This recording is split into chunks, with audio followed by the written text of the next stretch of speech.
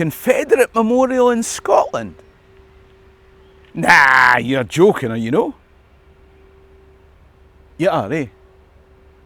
If you're interested in the people, places and events in Scottish history, then click the subscribe button at the bottom right of the screen. And if you want to make sure that you're told when I upload new videos, you need to ring the notification bell. In the meantime, let me tell you a story. A while back, I learned about a monument to Scottish soldiers who fought in the American Civil War, and you'll find the monument here in the Calton Cemetery. I covered it in my imaginatively titled Scots in the American Civil War. And here's the monument. I didn't know about this memorial at the time, but it didn't entirely surprise me. It's a memorial to the Scots who fought in the Union cause. And they were the good guys, right? And yes, we could get into Scots' influence and population percentage in the South and influence in the KKK and all that kind of stuff. I'm just saying that current day sensibilities and relationships with the winning side since meant that this is kind of expected. Okay, maybe not the supplicant black folks, but you know what I mean. What's a bigger surprise was the monument that we'll find if I take you across to the other side of Edinburgh's new town. Let me tell you about James Smith. His story is like many an enterprising Scottish lad. One of 9 children, he left home here and crossed the Atlantic in the 19th century. In the 1830s, he arrived in Jackson, Mississippi. He built a very successful stove business. Actually, he got a patent for selling American stoves in Britain. I'm not sure what the tariff deal was, but he set up a foundry in Bonnybridge and became proper rich, employing loads of folk. He travelled back and forth between Scotland and the USA all the time. But on one journey in 1854, the steamboat that he was in hit a French ship off Newfoundland. Anyway, the ship sank and James spent 3 days at sea in a zinc-lined basket meant for carrying dishes. Eventually, a passing ship stopped and he was plucked from the sea by the ship's captain, who came from Greenock. I still haven't found out what happened to the crockery. Anyway, the story's not so much about James, but his teenage younger brother Robert, who had gone to America to join him not long before the zinc tub crockery shipping accident. 10 years after young Robert arrived in Mississippi, the American Civil War broke out.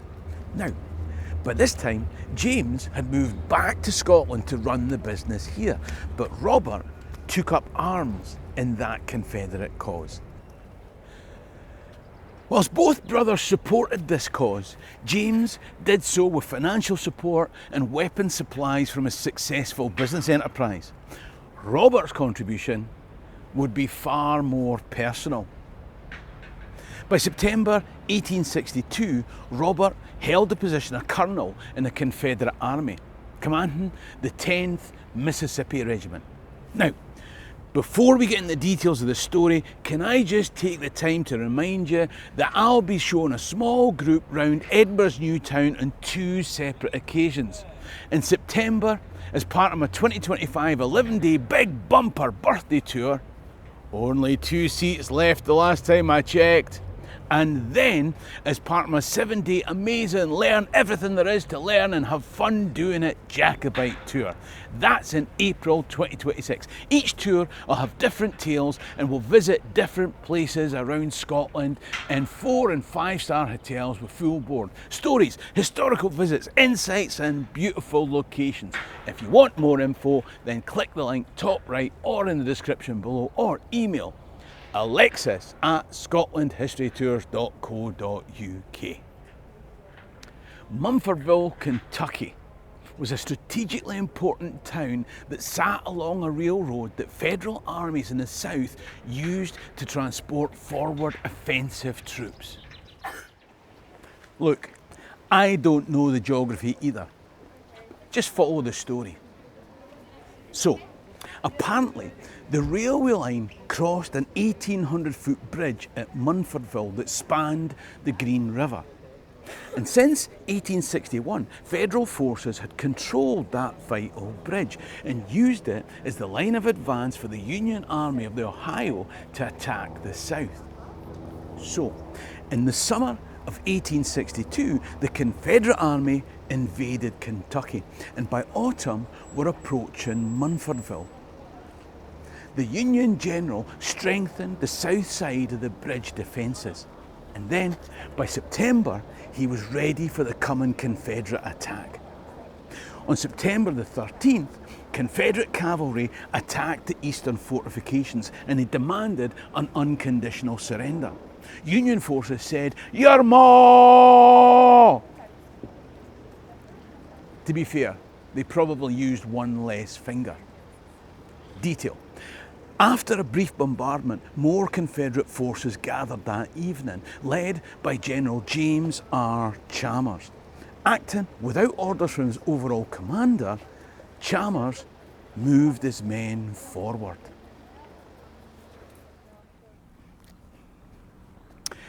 After surveying the ground, Chalmers realised that the Federal defences were pretty formidable. However, the next day, Union forces set fire to a church, and thinking that this was a sign of retreat, Chalmers decided to attack. Now, members of the Smith family, remember James and Robert, seemed to believe that Robert Smith would eventually rise in rank and become a threat to Chalmers' position. Now, I have no idea if there's any truth in this. And let's be honest, families are not unbiased observers. At any rate, Chalmers ordered Colonel Smith to lead the charge on that bridge.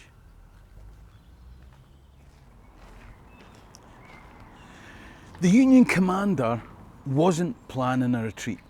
On the contrary, he'd gained reinforcements. Now, Confederate forces still outnumbered them and they stormed the fort. But just as they started to make some progress, their own artillery accidentally fired into the back of them. Don't! When the day's fighting was over, Chalmers' failure was compounded by the embarrassment of having to ask the Union commander to borrow shovels to bury the dead. The Confederates lost 40 dead and 211 wounded. Robert Smith himself was mortally wounded and continued in pain until he died a few days later. As he lay dying, Confederate forces consolidated the siege, and on the night of the 17th of September, the Union commander was brought blindfolded to their camp. When he realised how outnumbered they were, he offered surrender. After a 3-day siege, Confederates captured Munfordville. Several days later, the Union Army recaptured it. An irate General Bragg, the Confederate commander, called the siege at Munfordville an unauthorised and injudicious attack that cost his army 3 days of unnecessary delay. It cost Robert Smith his life.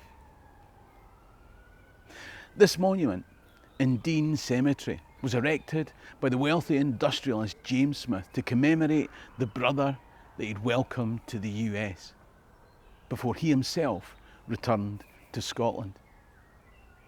It's not the only one. There's another on private property off-road east of the railroad tracks and just south of that bridge so hard fought for across the Green River. It's a 25-foot, 35-ton white limestone obelisk built in 1884. They tell me that the New York's Cleopatra's Needle is the only single stonework in the US that's bigger. Erected in the 19th century, this has been controversial in the 21st century. Who should we remember? Goodies and baddies in a war? If you ever get everyone to agree as to the goodies and baddies, good luck to you. To have the second sight, to see inside a person's soul and know their mind.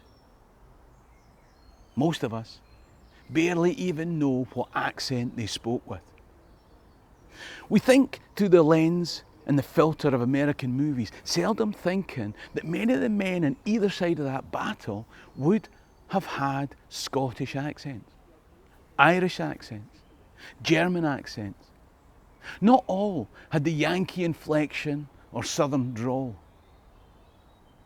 As Robert Smith lay for days, dying of his mortal wound, what did he think about?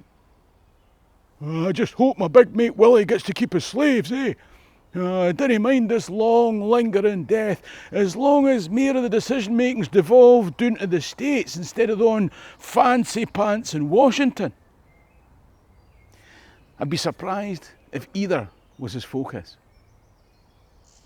Maybe the greatest heroes of the American Civil War were the Manchester cotton weavers, who, despite the impact of a cotton blockade on their livelihoods, still supported abolition. Maybe the villains were the Scots gun runners who regularly sailed from the Clyde to the American South. In the polarising politics of the current day, how many times have you seen a politician twist and turn to justify the unjustifiable because it fits the side that they picked, or the pocket they picked? Already dead inside because they forgot long ago why they chose their cause in the first place. How many times have we deceived ourselves into thinking that we're free of hypocrisy? James Smith was a rich industrialist and a staunch Confederate. I don't know if he owned slaves. If he didn't, did he benefit from slavery at a distance, as so many of us benefit from past slavery today? Or as we benefit from current slavery at a distance? Of minerals mined, sweatshops worked, or some more subtle form of coercion to work? Should we judge? And how? I doubt James Smith erected this to make a statement about the Confederate cause. It was erected because of a brother's love, or a brother's guilt maybe. He had survived with money to burn. Did the erection of stone obelisks salve his conscience? Would reparations salve yours? Sometimes I think that the thing that folks miss when they debate black and white is that nothing ever is. I made a video about two brothers from Crieff who emigrated to America, and by dint of where they landed, found themselves fighting each other in a battle in that brutal civil war. If you want to know what happened, then you can watch the video by clicking the link coming up on screen now. Support the channel by clicking top right to become a Patreon member, or buy me a coffee in the description below. In the meantime, ha' mi an dóchas gwn bí lamh life. Sherry and Rasta.